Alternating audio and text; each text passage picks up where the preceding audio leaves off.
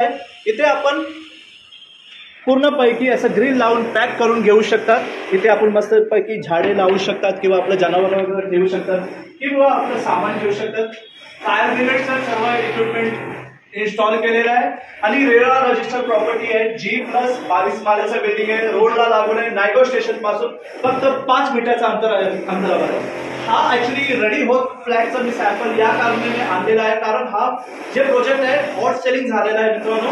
Luxurious आणि premium project आहे, तरी पण लोकांनी हातोहात घेतलेल्या प्रोजेक्टला।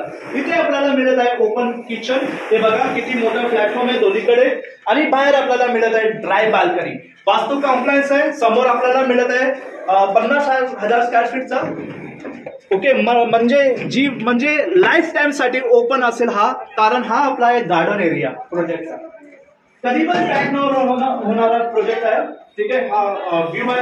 आता